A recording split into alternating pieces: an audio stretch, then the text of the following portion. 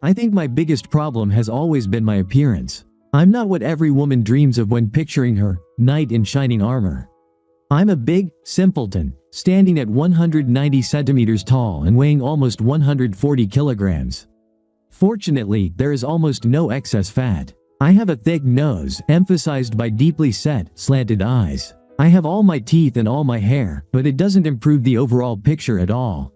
I work a lot as a heavy equipment operator, so my reddish hair is cut short. It's easier to keep them clean, and they don't get in my way. Despite all my flaws, I was happy to find a woman whom I married and spent my life with. Loretta wasn't ugly, but she couldn't be called a stunning beauty either.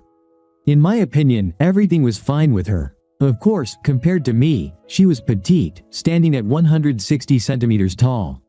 She endured my roughness and always teased me about it, in a good sense of the word. When she teased me, I never felt offended or belittled. It was nice to feel comfortable with her. We got married young, and we had a son, Brian, who is now 16, and a daughter, Monica, who is a year younger. Fortunately, the children took after their mother more than me. The kids were smart and well-mannered. I was a proud father, as well as a content and happy husband. I worked as a heavy equipment operator for my Uncle Sal. It was more or less a family business, but Uncle Sal ran everything. We all received salaries and worked as many hours as we could. At the end of the year, any profit that wasn't used for purchasing new equipment was distributed among family members. It was a pleasant arrangement. Loretta got a job at a small company that conducted property evaluations for banks and investment firms. She didn't actually perform the evaluations but handled text typing, document formatting, and data entry.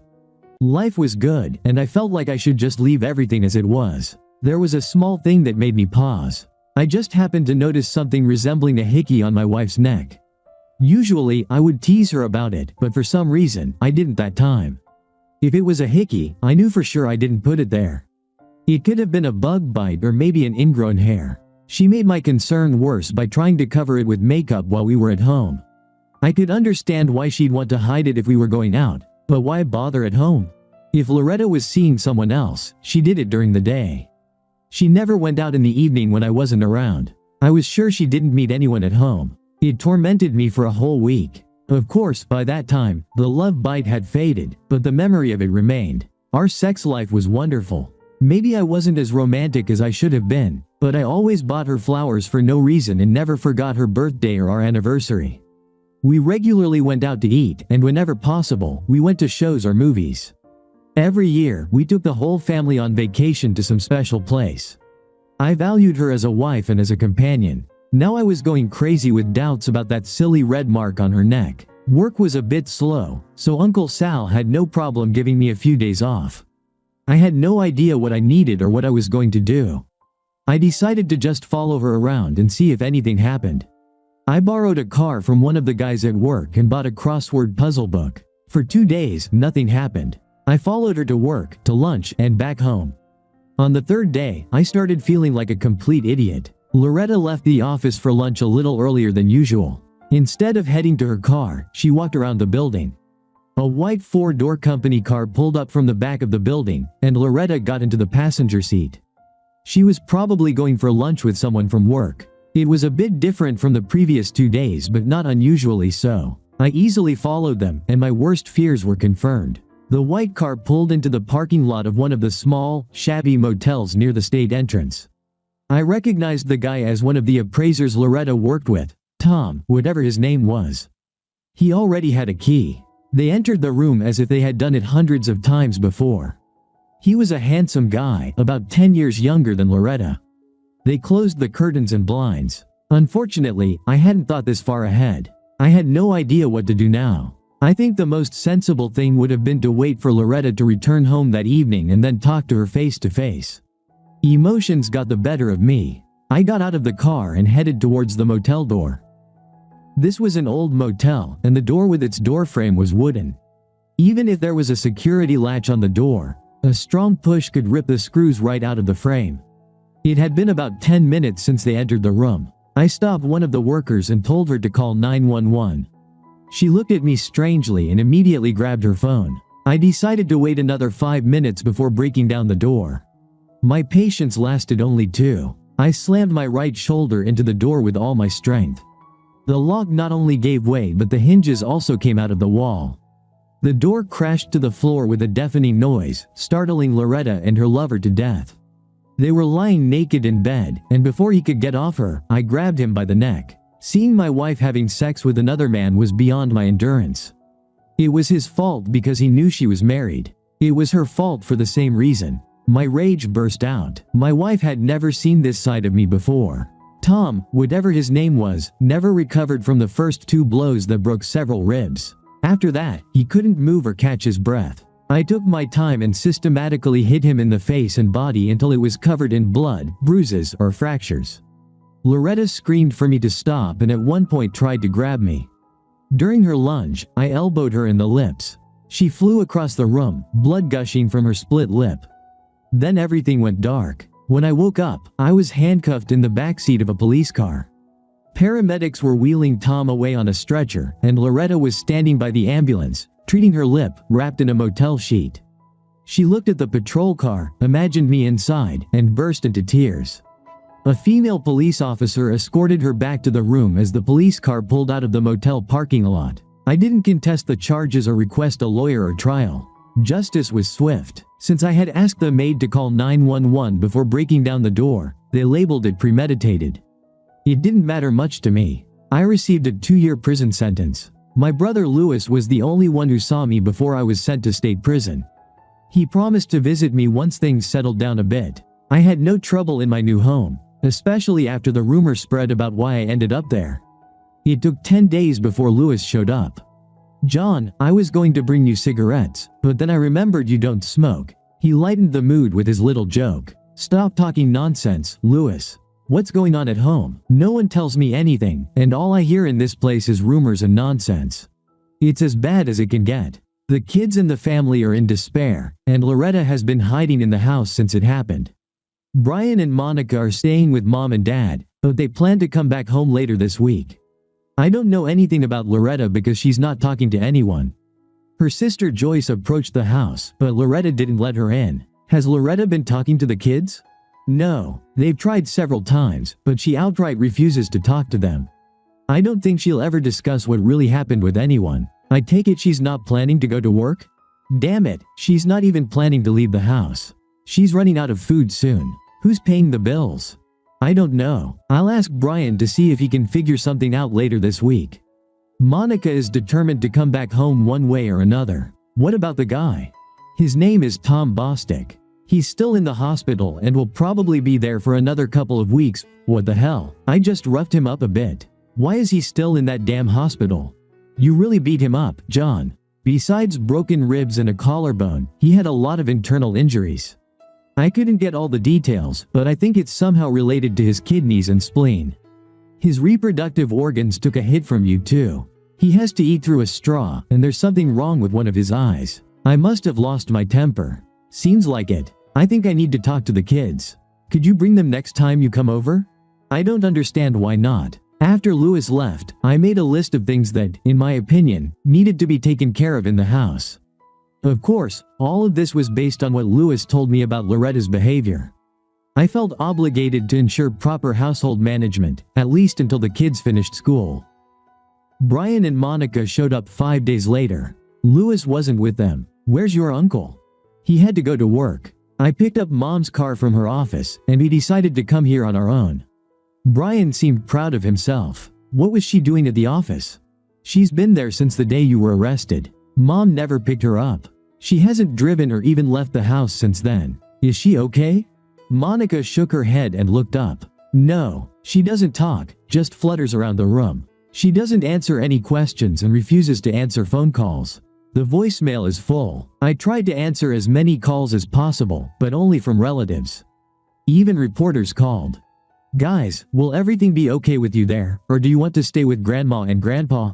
I think we'll be fine, Dad. We just need to establish some sort of daily routine. Brian sounded confident, and I was glad my kids were taking control of things. We spent the next hour discussing what they could do and how I could help. I was still getting a salary, so I offered to set up automatic bill payments for utilities. I asked Monica to take her mother's debit card so they could withdraw cash for other expenses. It also worked as a debit card, which would simplify some other expenses.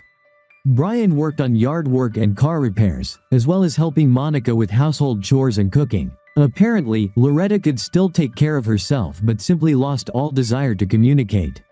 Monica mentioned that she had developed a bit of an obsessive idea about cleaning and the overall appearance of the house. She constantly dusted and rearranged things for no apparent reason. I couldn't tell if that was good or bad. Before they left, I asked Monica to tell her mother that I want to talk to her about what happened. Monica didn't seem to think that Loretta would want to, but she promised to try. Loretta never came to the prison to see me. She didn't call or write once. Monica and Brian tried unsuccessfully to convince her to do so, and even brought in Joyce, Loretta's sister. 6 months passed. Everything settled down, but I still didn't get any explanations from my wife. Brian, Monica, and Louis visited me regularly, and a few guys from work took time off to come and chat. After that, things got a bit more interesting. 2 weeks after Tom Bostic got injured, his wife filed for divorce. He had nothing to fall back on. Now he had 2 children to support, plus alimony and rent to pay. When Tom was discharged from the hospital, he was transferred to a rehabilitation center. His expenses began to exceed his insurance coverage, so he decided to sue me. It was damn difficult, and I didn't understand anything. Uncle Sal came to the rescue. Within a week, the company's lawyer filed counterclaims against Bostic for alienation of affection and against the company where Bostic and Loretta worked. The lawyer was a cunning and noisy person. Suddenly, all the legal claims from both sides ceased. I didn't get anything, but I didn't have to pay anything either. 3 months later, the situation in the family hadn't changed. Brian graduated from school and enlisted in the Air Force. He was supposed to leave in a month. Since Monica now had a driver's license, they didn't think his departure would create any problems. Loretta still didn't answer phone calls and still refused to leave the house. She didn't cause any problems for Monica, but this couldn't continue for long. Loretta started saying no to Monica every time she tried to talk to her or visit me. Monica started coming to see me alone after Brian left. Sometimes she came with Louis. Joyce, Loretta's sister, came to visit me once, and I never understood why. It's been almost a year since I started serving my sentence. My wife became reclusive and refused to see or talk to me or anyone else. I spent many hours reflecting on the situation. Loretta never apologized to me. She never asked for my forgiveness. She never explained to me why she had an affair. She never offered any ways for us to resolve or fix what went wrong. She never admitted that something went wrong. It was as if I didn't matter at all. It made me feel small and insignificant. The fact that she didn't respond to my feelings about the situation showed me that, in her opinion, I was unworthy of her time or attention. I felt like a bug on her windshield or a piece of dog poop on the sole of her shoe. Once the problem with me was resolved, she would never have to worry about it again. I could spend hours contemplating such things. I found that an inner anger was growing within me. Tom Bostic completed his rehabilitation course and lived in a cheap apartment near his work. Louis told me he limped and seemed to have a tick in his right eye. I felt a bit sorry for the guy until Monica told me troubling news. Loretta was taking a shower when Monica needed my doll. She rummaged through her mother's purse and found a prepaid cell phone hidden at the bottom. The phone had only one programmed number. Monica wrote down the number of that phone and the one in the directory. It was troubling news. Of course, given how things were unfolding, I wasn't going back to Loretta under any circumstances. However, the thought that she could still be in contact with Bostic enraged me. 2 weeks later, it was announced that 127 of us would be released early. My name was on the list. While I was in prison, I had no problems, and when I got out, I had a job waiting for me, and I was a first-time offender. How lucky can one person be? Louis and Monica came to pick me up. I decided to stay at my parents' house for a while until Loretta got used to my presence. It was an unnecessary precaution. Loretta disappeared. For the first time in a year, she left the house. She didn't tell anyone anything or leave any notes. A quick check showed that she took most of her clothes and a few suitcases. I avoided confronting my wife about her affair, or rather, she avoided me. I eagerly awaited her explanation. Of course, if she still refused to talk after I returned home, I wouldn't have learned anything anyway. I also learned that Tom Bostic quit his job last week. Interesting. Instead of staying with my parents, I returned home to Monica. She seemed happy that I was home, especially since she now had a steady boyfriend. Of course, it also meant that I spent nights at home alone. I never thought I would miss my cellmates. Any company was better than none. A week later, I went back to work. It felt like I hadn't gone anywhere. I felt obligated to Uncle Sal and his family to work overtime. No one denied me that opportunity. Somehow, over the past year, I seem to have lost my taste for beer. I know it sounds strange, but it just didn't quench my thirst like before. I never had a strong affinity for alcoholic drinks, so I started drinking a lot of soda and iced tea. I joked about it a bit, but I was immune to pressure from friends. The most unpleasant part started at night when I caught myself thinking about Loretta and Tom Bostic. They made a fool out of me. I didn't even know Bostic, but the treatment I received from my wife was undeserved. I never treated her poorly. I never insulted her physically or verbally. I always treated her with respect and love. I didn't do anything that could have caused her to hate me. Of course, I had the feeling that she didn't actually hate me. She just didn't feel anything at all. She simply discarded me like an old shoe without a second thought. It was humiliating. Monica tried to help as much as she could, but there wasn't much she could do. I was happy that she found a boyfriend, especially after she had problems taking care of her mother last year. I wanted to give her as much time as she needed to catch up. I also tried not to show my depression at home or at work. The more time I spent at work, the less I thought about Loretta. When I came home, I usually felt tired and slept well. On Sunday afternoon, I decided to visit Joyce. Joyce was Loretta's younger sister. She was divorced and had 2 children who were in elementary school. I always appreciated the fact that she visited me while I was in prison, although I could never understand why. Sometimes I thought that if I had been a bit friendlier when she came, she might have returned again. "John, it's nice to see you. I heard you're back home. Come in. Would you like some coffee or beer?" I followed my sister-in-law into the kitchen. "Coffee would be great. I think I know why you're here. I may not know much, but I'll help if I can. The main question that you probably won't be able to help me with is, why?"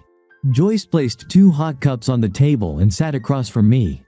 "You're right, John. I won't be able to help you with that. I've asked her several times and in different ways, but she always either ignored me or changed the subject. I thought she wasn't talking to you.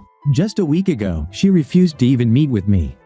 Suddenly, she wanted to talk. For a few moments, silence fell. It turned out that Joyce was ready to answer my questions, but she was a bit cautious about offering anything voluntarily. "Joyce, why did you come to me in Grateford?" "I don't know. I felt like Loretta somehow let you down, and I didn't think you deserved that.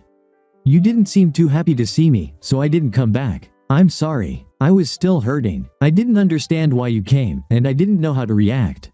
I guess I was too sensitive. Besides what I read in the newspapers, I still don't know what happened." Joyce sighed lightly. I finished my coffee and chuckled softly. It was simple. She cheated, and I caught them and kicked the guy's ass. End of story. Except that you spent a year in prison. I like to think of it as a vacation.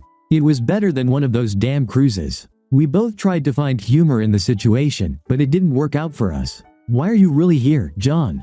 Where is she?" I tried to speak as straightforwardly as possible to get a direct answer. "She's in Reno." Damn, that worked. I asked a question and got an answer. Loretta came to me to talk about my divorce. I couldn't help her because I didn't have the answers she was looking for. Why?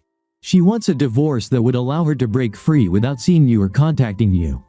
I told her she couldn't do that here. She seemed a bit upset. She didn't want to go to Nevada because of residency requirements, but she decided it was her only option.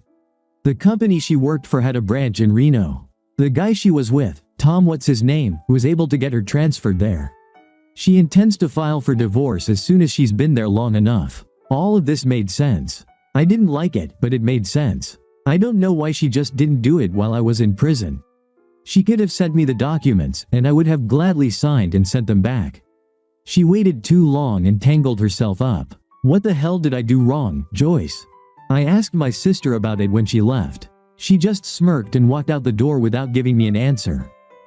Maybe she decided I wasn't good enough. It's a shame she didn't tell me that before we got married. Then you wouldn't have Brian and Monica. All I could do was force a slight smile. John, my husband, was handsome, but he was an asshole.